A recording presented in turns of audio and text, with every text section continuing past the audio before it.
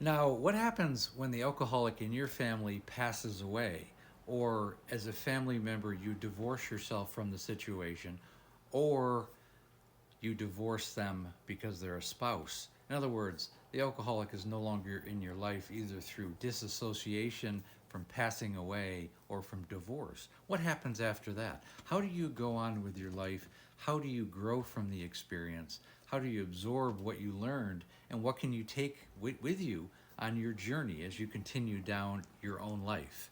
I mean, I can tell you about my particular story. I mean, Amanda died, my wife of 25 years. She died February 21st of 2020. And I remember there were some really crazy things that happened right after her passing. Two things that were very disturbing. One was that the police came looking for her because she had warrants out for her about 3 weeks after she passed away. They knocked on the door looking for her, and I had to explain to them that she had passed away, like, I think probably about 10 days after, actually. It had been very recent. And they asked for her death certificate, and I said, well, she just died. I don't have it yet. And the good thing that came out of that conversation, I mean, no offense to the police, they were doing their job, but they gave me some good information, and they said once you do get uh, the uh, the death certificate, you can take it to the court. And Amanda had about $20,000 in fines from her DUIs and warrants and all the legal issues that she had gone through the last 5 or 6 years of her life. And I went to the court, and they actually quashed all that. So I certainly wasn't responsible for it anymore. And it was a huge burden off of my life. And then one other thing happened, and you can continue the conversation. And I think the thing that was most disturbing after she passed away is that her ashes, I actually had her cremated when she left UCLA when she passed away.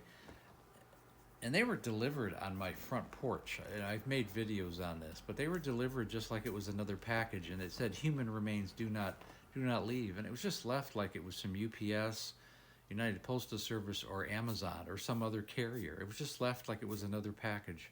And I remember coming home from work and finding her ashes on the front porch in a box, and that was very disturbing. That was kind of a cap for me. It was just so final.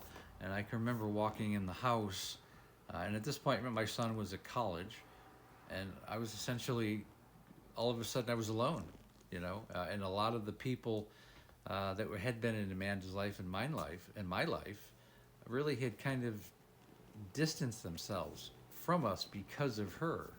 And I found myself strangely in this weird place in my life that I had never been, which was strangely alone. And I think it was a good thing, though, because then I was able to rebuild my own life and really start over. It was like being able to start from the beginning and recreate myself and reinvent myself, just as any alcoholic has to, and just as any alcoholic family member has to when they're getting away from this particular situation. So, really, what happened after a month of my wife passing, I decided to start traveling. I visited friends in Las Vegas. I went to Scottsdale, Arizona. I drove around to Palm Springs, which isn't too far away from where I lived. And I ended up flying to Florida. Met my sister there. Had friends that live in Moosonee, Kissimmee. And then I ended up flying to South Carolina, Texas. Had friends there. And then eventually I went to New York. I have a lot of family in New York. Visited my brother in Vermont. We went to Maine, New Hampshire, Philadelphia. And my son and I, eventually later that summer, we went to Gettysburg and Fort Ticonderoga and Fort William Henry, which is on Lake George in upstate New York. We also visited Grant's home in the Adirondacks, and John Brown's estate, which is near Lake Placid, New York. I mean, I just traveled for like 3 or 4 months. I shut my business down, and I said, life's too short, and we visited a lot of the United States. And then sometime by the middle of summer, after she had passed away, I realized, it was time. I'd been alone long enough. I mean, I'd really been alone even when Amanda was alive to a large extent. And if this makes sense to you, eventually I joined a dating service, and I met somebody pretty quick. Within 6 weeks of joining that, I mean, I have what is my girlfriend since we're going on 4 years this August. So you can recreate yourself. And you can get around different people and change your life and just pick up the pieces that were left to you.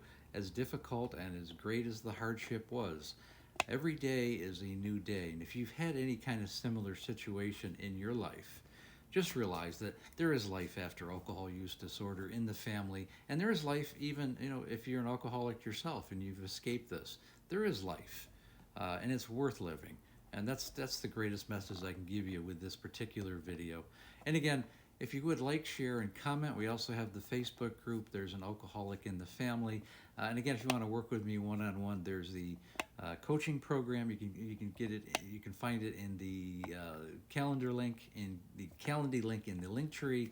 And again, I go live every day about 6 o'clock Pacific Standard Time, 9 o'clock East Coast time. And again, thanks for listening.